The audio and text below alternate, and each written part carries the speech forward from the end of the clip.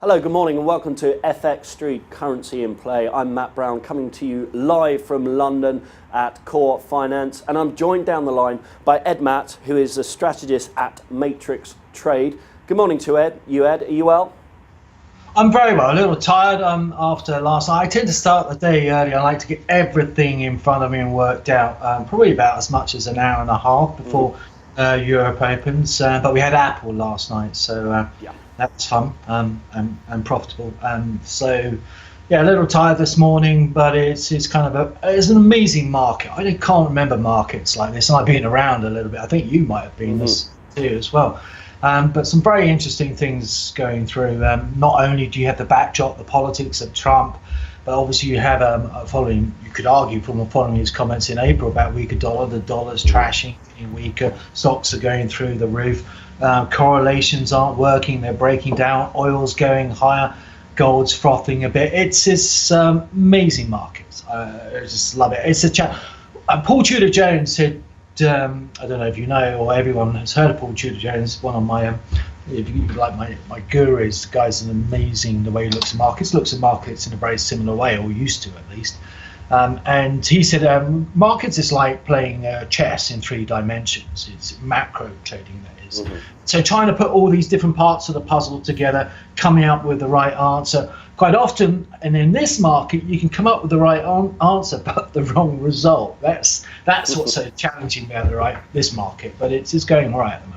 Yeah, definitely. I mean, over the past 10 years, the summer actually have been quite busy. I mean, it's usually something to do with Greece or something going on in Europe, but actually FX markets now are a lot more active, and it's very interesting markets, certainly for investors out there. So let's quickly move on to the slides and the key points, top trends of the day. So I'll just talk you through these, and if you can give a little bit of background on what's going on. So we're seeing US dollar cautious ahead of the ADP announcement today at 1:15, and bearing in mind non-farm payrolls on Friday. So what do you make of the dollar at the moment?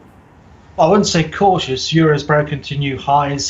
People just don't believe in this one, and I've got to put my hand up and say I'm being surprised because it's outstripping the differential. And I think we've got a double whammy going on here that everyone thinks because the price is going up, everyone is long, and therefore they're not. All they do is sell it. That's why it's going up. A couple other things: the Aussie got trashed a bit, and Kiwi overnight. But the euro. What's really interesting, I'll cover a slide later, is what is a little perverse is, given the yield play over the last 24 hours, is euro yen's broken the 200-week moving average and is looking interesting, to say the least. Okay, so let's move on to cable. Now, cable's sidelined above 132, and again, driven by this US dollar dynamics. We're looking ahead to the MPC tomorrow.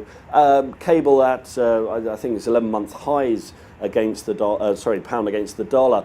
Now, how do you see the pound playing out, certainly with, as I say, MPC tomorrow?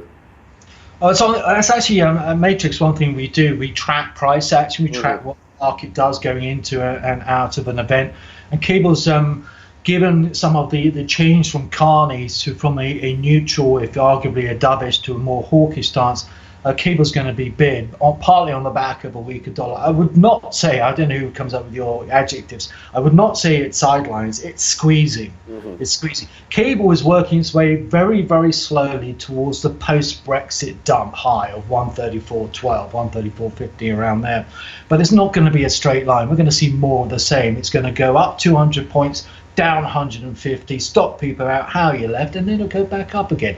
So it's just squeezing, but it's an immensely slow squeeze. I was going to come up with a bad, rude analogy there, but it's like putting something on your line and having someone squeeze them very slowly. So that's cable. It's forget the charts, forget your levels. It's going to stop people out, come back 150 points, then go up 200 again. It's that process on cable. And I would expect, people getting a bit hawkish, build up by cable going into MPC. It'll come off. It'll do that squeeze on the downside, a chance to buy again for another 200 pip rally. So Ed, if you were sitting on the MPC, how would you vote tomorrow? I'd vote to take the pay packet, and I'd probably ask, Can't he? Doesn't Canada look nice this time of year? Would you be striking? But yeah, would you vote for a rate hike at this point? I wouldn't, and this is a complete aside. Something we're looking at. We cover stocks and commodities and other markets. One thing we're looking at the stock market and been looking at pretty well for the last 4 or 5 years is a massive bubble, and I think we're going into the tail end of that bubble. So in fact, I think personally, or makes us we think we've seen the last of the US rate hikes. We're talking maybe they go ahead with balance sheet reduction, that's the trigger, but we're talking about a complete turnaround there. So the last thing I'd be wanting to, if you want to raise rates, fine, because it gives you a better opportunity to lower them later. True. So I think I wouldn't, although yields, it's funny, the market is, the yields have been breaking higher and UK yields have been breaking down. I would not be voting for a rate hike, but that's my personal, market view. If I was being paid well enough to sit on the MPC, I'd probably go with everyone else and say, yeah, let's talk it up, if not actually do it. Fantastic. And finally, dollar yen, bit of a range. Just talk us through that at the moment. There's only one word you need to use for dollar yen, and that's yield. It's amazing correlation to the 10-year dollar yen differential. And a lot of people get caught up and being caught astray, if you like, by its traditional relationship to stocks. Stocks going higher, yet the yields have been bringing dollar yen back down. I personally think, it's obvious, really, and I've been saying this a few weeks in a row, is that it's a range, 108.18 now, 114.5. Don't buy it in the middle of the range. It's been now to the lower end of the range and back up it goes. And I think there might be a kick in, actually, having said that about the differential in the yields. Last 24 hours, it's got a little bit out of sync with the differential. And I think one word describes that, and it's Apple, stocks. I think going to drive dollar yen higher the next 24, 48 hours, and then it'll realize, hang on, the differential is not with me, and back it comes. Good stuff. Let's move on to your slide. Miracles do happen. The USD is going down.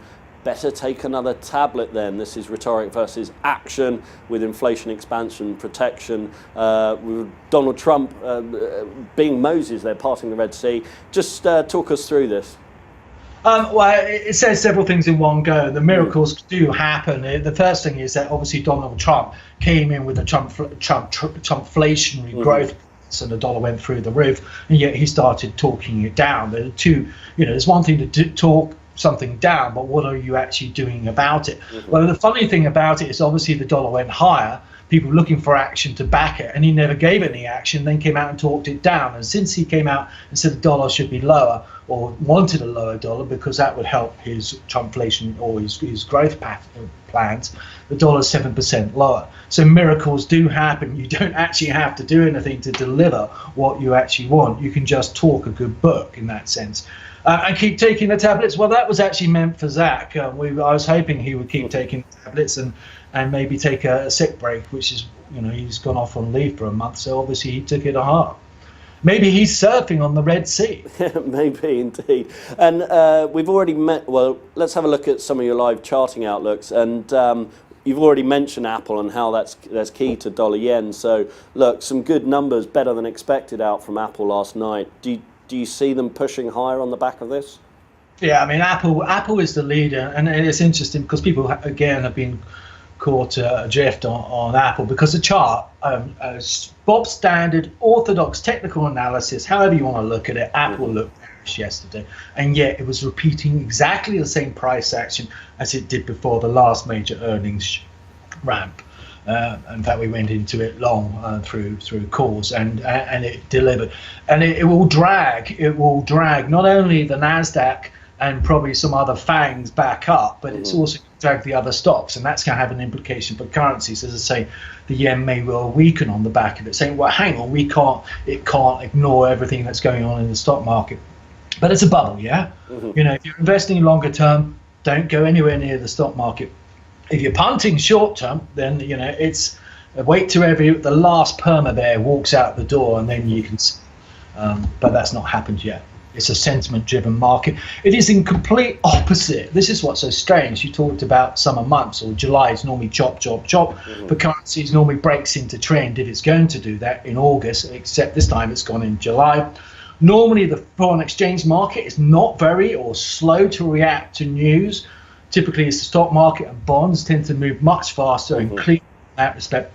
But currencies, the dollar is the market that's actually listening to the news out there and differentials and everything else, and acting as a straightforward vanilla market. Whereas the stock market is being driven by sentiment, and the bond market is being torn left, right, and centre, but effectively range bound. So it's as going back to that point about macro 3-dimensional chess. This is more like 10-dimensional chess. Lots of moving parts, and WTI as well. Yeah, some inventory numbers out earlier and tonight as well. Where do you see crude going now above this 50 level? I'm a buyer, have been for a couple of weeks. I was a bit surprised it got above 50 so aggressively, but very grateful it's come back down because I hedged the longs and now I'm buying dips. If we can squeeze another new low, I think that would be a gift. Again, the market isn't of a concept of that it's range bound or that it's drifting lower. I actually think it's going to do surprise. If there's going to be the big surprise for the rest of the year, putting stocks aside, it's going to be oil. So that's a buy. But the reason I showed this slide is because the markets move in. We're blessed in trading in that markets, we think they move together because the correlation suggests they should all together, but they actually don't. They move in sequence, partly reflecting the flow of money, partly just because that's what it does. And we saw Apple did something very, very similar, trashed, and now it's above the top of that chart. We saw oil in the last 2 days follow the same pattern that Apple did. It's trashed, and if it follows Apple, will be above the 50-40 in the next few days. And Eurodollar's done something similar, except this time the Eurodollar's pushing. In each of those cases, it popped to new highs. This case, Eurodollar's quite strongly. It's been up to over 60, 118.60, and saying you've got to be a bit careful once it breaks back down. It's got a trash, but it's going to be a buy again at the lower levels. It's massaging it, but Apple's leading in more ways than one. Yeah, very true. Let's have a look at events and what's going to be in play over the coming days. We've got dollar yen, cable, and euro dollar. If you can just walk us through this slide, Ed, if you there are three different slides. Well, not just because they're three different currency pairs. Dollar yen, as of last Friday, we had GDP coming out with a miss, and dollar yen is, I don't know how much people can see, dollar yen is that lurid green color, and it's followed the miss, what the market does on average through a miss, spot on. And you can see it's now recovering, spot on, back in with the average, saying it's going to be bid for the rest of the week going into NFP. Cable, I put that one there because that's what happens with these, if you like, the fractals. The averages of what they do is they get eclipsed. So the more they, when something is to the forefront of traders' mind or their psyche, it's GDP, then that's important. But as we move on, as you start getting closer to NFP, the NFP fractal, if you like, will take over because that's what's going to drive their thinking about yields and everything else with dollar yen. So with cable, you could argue that it has been following the US GDP fractal, but it's now going into the Bank of England MPC tomorrow, and typically spikes up right before it. It certainly has done under Carney. Maybe that's over expectations from the blessed Canadian friend there. And then I put the question mark there because it's proprietary stuff, and if you want to check it out, what it does, then come to Matrix Trade and see what it does. And I'll tell you now, it sells off. Yeah, it sells off after. So unless they, well, even probably if they did raise rates, but unless they do something dramatic, then people will be hawkish, balled up going into because it's making new highs. It's amazing how people's interpretations of events that come up are driven by the price. 48 hours before, the price could be weak and they're saying, oh, it's really dovish, etc. And then half an hour, 2 hours before it goes bid and breaks to new highs, everyone suddenly changes their interpretation of the whole UK economy and what the BOE is going to do, when in fact they're not going to do anything different to what they were going to probably do 48 hours previous. So anyway, that's the point. It goes in, spikes higher, then drifts back off. And the euro dollar, something similar actually, going into NFP later in the week. Increasingly that's going to be of interest because we're still not sure. Well, I'm confident what the Fed's going to do or not do, but we're still unsure as to what the Fed's going to do in terms of interest rate hikes for the rest of the year. Is it going to be 1.5% as is priced in? for December until December. So obviously NFP is going to start driving people's perspective and their trades going into and out of that, and also obviously importantly the bond market and the stock market is going to go higher anyway, isn't it? We all know that until the last perma bear walks out the door. Yeah, sure. And moving on now, euro yen. If you can just talk about this, it looks like a breakout there. Well, yeah, well, exactly. That's it. I'm one thing I don't do is I rarely trade unless it's the market that likes to do it, like DAX, German DAX, German stock market. Unless a particular market honours intraday breaks, I won't trade intraday breaks. But I will trade breaks on a bigger time frame. You've got 3 or 4 months here of a dollar of a euro yen uptrend, and also one thing we're very keen on doing is putting away the textbook sometimes, but actually saying what does this market like to do, particularly in this type of market, in other words, in this type of uptrend. You can see from the circles there that euro yen likes to consolidate, break higher. It comes back eventually, but it still honours the break in the short term. And we've got a triangle, a really neat triangle.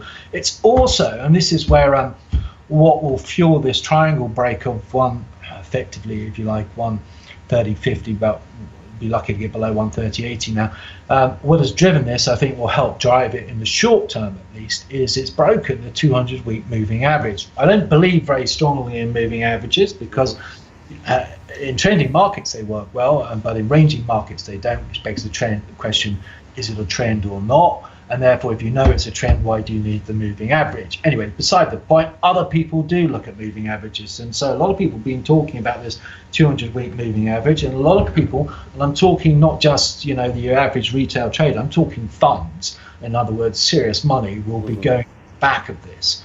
So it's all very well having a nice little technical pattern, a 5-legged triangle that's broken that suggests it should go 200 points higher from the break point, traditional textbook analysis, which also gives us Fibbo up to 132.50, basically saying that euro yen may underpin the euro a little bit into ADP and thereafter if it comes off and goes back up. But it's actually saying that dollar yen is the play, as that fractal pointed out earlier. But euro yen has got clean levels, 130.80 against 130.50 for 132.50, and then look again, see whether it can gain real traction on the upside. Again, I think the yen is taking on a bit of a stock mantle for the next 48 hours or so, rather than necessarily just a yield play. But understood. So I mean that could be the trade there. Probably trade for the day in the euro yen. Once the stock factor dissipates and the yield factors, look at euro yen. Is that what you're saying? Yeah, I think so. Because for the simple reason, I remember, I used to start off life as a I started off life as an economist, then became a technician, and I remember being tapped on the shoulder by the guys at Goldman saying, "Ed, put away your chart. It's money that talks. It's the weight of money." And in this one, the weight of money will be buying euro yen. And finally, we're looking at the ADP, I think, is the big number for today. And then we get into the business end of the week tomorrow with the MPC and non-farm on Friday. On that, Ed, we're going to have to wrap up. But Ed, thank you very much for joining us today. Ed Matt, strategist at Matrix Trade. And this was FX Street, Currency in Play. Great, thanks.